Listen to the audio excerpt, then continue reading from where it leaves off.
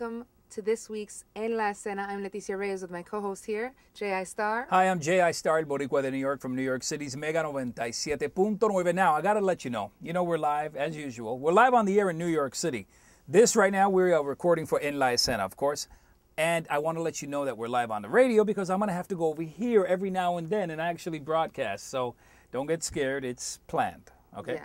And I'll take over whenever you're too busy Absolutely. to concentrate on our special guest here. That's right. J.W. Cortes, welcome. Thank you so much for having me, guys. So happy to have this cat. I've known him for a bunch of years. Really? Never really knew how many accolades he actually had. So welcome, J.W. Thank you. I don't know about accolades. Yes. That's a great adjective. I got to use that. Own it. A lot of people talk very highly of you, and I know that we have a little bit of history, and I'd love for you to remind me. You don't even know this, I don't think. He reminded me about this a couple of years ago. I completely forgot about it. Can you tell me before we get into why you're here? Absolutely. I'm going to say maybe 10 or so years ago. That's how far back this story goes. Right. I'm hanging out in my hometown of Brooklyn, New York City, with a couple friends of mine. One of them picks up the phone call. I guess he should remain nameless. Sure. No. Why? No? Okay, so our friend is this, as I've said, amazing guy named Domingo. Right. So he calls up an unknown person to me at the time. It was actually J.I. And he says, listen, I got this new kid fresh in from Puerto Rico. He's doing this new thing called reggaeton. I don't know if you've heard of it. And, anyway, long story short. Wait, Domingo says that to J.I.? Or That's J.I.? right. Okay. Now, at this point, reggaeton was only underground Puerto Rico and in Panama. It was not here. Wow. Trust me. It was not here. So and it was you who was doing reggaeton? Not at all. Oh. I'm just in the crowd. Okay. So pushing the story along, we come to La Mega, NGI, so graciously welcomes us in, and he has the young artist on the radio, and the kid spits out his name, and his name was Daddy Yankee. Ah, look at that. And check this out. You broke Daddy Yankee. Check this out. I never got credit for it, but Really? The thing is this. I said to him, I did a short interview. At that time, we were allowed to be a little more creative. We were allowed to play a lot of the music we wanted to play and have interviews and so on. So long story short, I said to him, after talking for a while, he was very nervous. I said, all right, let's spit some lyrics live right here on the radio. So I kind of pressed it on purpose. Sure. Like, don't worry about it. It's only 500,000 people listening. His hand was like this. Wow. But he spit out the lyrics, and it was awesome. It was Daddy Yankee. His first time ever New York radio was on my show. Oh, that's why he's got this. So that's how I know J.W. Cortes. Through right. Daddy Yankee. Yes, through that initial interview. So to speak. Now, you got something super exciting going on. I know you've been acting. You've had some parts in. Why don't you Wait, but let our audience I know? know that it was inspired by some of your real life experiences. So you were actually away overseas, which spurred you to really get into acting and following your dreams. I mean, yeah, in a nutshell, 2003, the world watched on CNN and every other major news network, and I love how he breaks the story. yeah, and I was at the time, I happened to be there with the rest of the Marines, helping to liberate this country, Iraq, from this, whatever your political view may be, but we were there doing what we were told to do, and we followed orders. And being from New York, especially, I kind of was proud to be a part of that, but long story short is in Iraq, in the middle of nowhere, as I described it, I had this epiphany.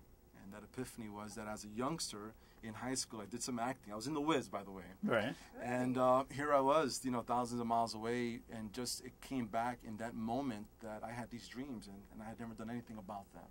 So fast track, we're now in 2004, and it started coming back up, resurfacing, this need, this desire to be up on stage doing something. It always is. 2004, you were back here? I made it back home safely, Okay. thank God. Thank God, yes. And Mami Papi bendición, because I know you guys prayed hard for me. So, yeah, 2004 came around. I started getting a little bit curious about this thing that I just felt I needed to do. Hold that thought, JW, this thing that you wanted to do. Remember that. We're going live on the radio right now. Give me one quick second. Watch him. He's a master at this stuff. 97.9 La Mega, J.I. Star contigo hasta la medianoche. Un saludo bien especial para el actor J.W. Cortes. What's happening, my homeboy? A Marine that served us well in Iraq. Now an actor. Watch out for that name. J.I. Star contigo domingo en la noche con el sonido de New York. ¿Me lo pediste? Aquí lo tienes. Porque te amo. Nino Segarra, 97.9 La Mega.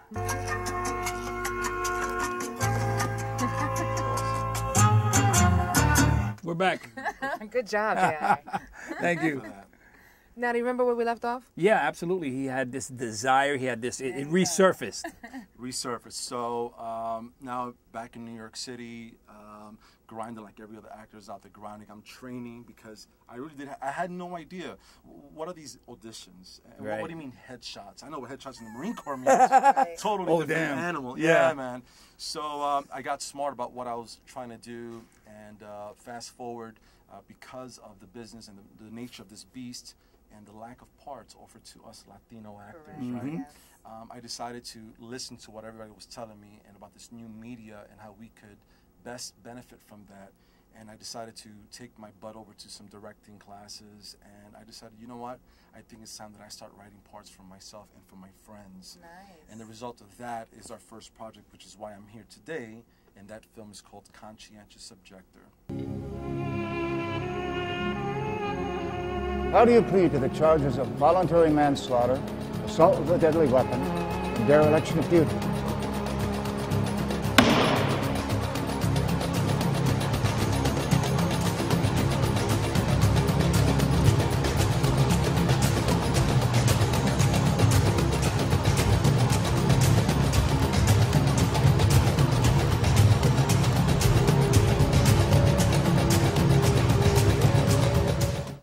Also brought in your experiences in war in this movie because it is about somebody who's in the military, correct? It is. It's about a character named Gunnery Sergeant Jason Cruz, and it's loosely based on some of the things that I saw in Iraq back in 2003. And I couldn't really get into the full spectrum of all those things, you know. Legally, I couldn't, but I wanted to just touch upon something that I felt was needed in this society, and that was a different perspective of the war. Sure. Once you're home. Mm-hmm. And once you're now surrounded, like in my case, I was unmarried. I had no children when I went to Iraq. Right. And in this story, this young Marine does have a family. Right. And now he's dealing with that PTSD syndrome, post-traumatic stress disorder, Right. which is so prevalent in today's society with our young soldiers. And I just wanted to show a little bit of what that looks like, that beast, you know. Well, I saw some of it. Did you see the trailer, J.I.? I have not yet, I'll be checking it out today, man. Hey. So I saw the trailer, and I thought it was, it was gripping because it shows, how you're getting taken away. And this is something that you wrote and you directed it, and you acted it. So you're all over the place right now. I was, and I think I learned a valuable lesson. Unless you have big budget, don't do this. Especially not your first time directing. But yo me tiré de cabeza, como dicen, and I said, But the quality is good. I mean, it looks really nice. I'm very intrigued by what I saw. Thank you so much. It's pure film, in other words. I'm not privy to all this talk. I know you guys are. I do radio. I stay behind the scenes. I have a face for radio. Yeah, we got to get you in front of the camera, man. You definitely. Yeah. Maybe you can play one of the Iraqis or something. I'm not sure. Gee, thanks, like man. an Iraqi general. Does he meet the height requirement? As long as it's a general, maybe. I'll consider it. All right. You don't have to be tall, right? That's what I said. Okay. Does he meet the height requirement? I don't know. Is that what you said? Do you see that was a mumble? No. It was very clear. I'm super excited about this project, Conscientious Objector. Now, where will we be able to see it? Well, right now we're going to tackle this whole film festival circuit. And the Latino Film Festival? That's on the radar. And you would be no stranger to that because you've but you've been in some films. I've been in a few films at the Latino Film. They've actually, I've called them on air, and I've said they are the Mecca for Latino artists. And I mean that because they've shown me so much love, and so many of my friends in this industry just giving us an opportunity to showcase our work. So, absolutely. Yeah. That's another thing I saw. Your part in 44 where you're stitching up your face. He's in the mirror stitching up his face is the most disgusting that's thing cool. I've ever Wait, seen. what movie was that? 44. Yeah. I got to find that cut. Cocoa butter. You obviously did well. Yeah, cocoa butter. They say. Butter, What part? So I don't have to see the whole thing. Where do I go? No, it's on Vimeo. It's on your Vimeo page. You sent us a few links. Oh, so even better. Even better. Him stitching up his face, and it was just. Really I love gory. My wife hates that I love gory. You she like changes. that stuff? Oh, animals eating each other and all that. Love it. But anyway. So working the circuit. So working the circuit, we just found out today, right before I came over, that we just got accepted, and thank God, into the East Harlem International Film Festival. Congratulations. Congratulations. Thank How you long so have they been much. around, the East Harlem? This is the first year. Yeah, First I year. just read that. I just read that actually. Brand new. Yeah, so they're showing us a lot of love. We're going to be part of their short film circuit, and we're excited. You know, first time ever. So fast forward 5-10 years. Where is J.W. Cortes? J.W. Cortes is developing Conscientious Objector into the feature film that it really should be, and telling that story With a budget. with a budget. That would be important. Yeah, and I don't know if I'll be directing that bad boy unless I can get some, I don't know, some help from, certain somebodies. But I think that's where we're going to head to with Conscientious Objector. We have a few projects on the back burner. One of them is a King's Hero, again, inspired by some things that I saw growing up in Sunset Park, Brooklyn, on a block called Little Vietnam. And I think I'll leave it at that. Really? Yeah. So we're excited about those. And I just want to add real quick that Conscientious Objector was shot in location in New York City, and there are flashbacks to Iraq, which actually were shot in the South Bronx of New York. I saw that. It Okay. looked pretty Wait a minute. realistic. That wasn't a though. joke either. No, it was You not a shot. joke. Okay, that wasn't a looks pretty joke. realistic. It's Shots pretty of nice. Iraq in the Bronx. That could be a joke. What a setup. Right. But unfortunately, it's not. But We need to know where to reach you, so why don't you give everybody an idea of your web pages or wherever they can see your stuff? You can check me out at jwcortez.com. That's Cortez with an S. The film, though, we really need you to go there, go to the Facebook pages, which can all be found on the website, and like us. And that is co-themovie.com. and don't forget the dash, because you know when there's a dash involved in a damn website. So Conscientious Objector, CO dash. Themovie.com. There you go.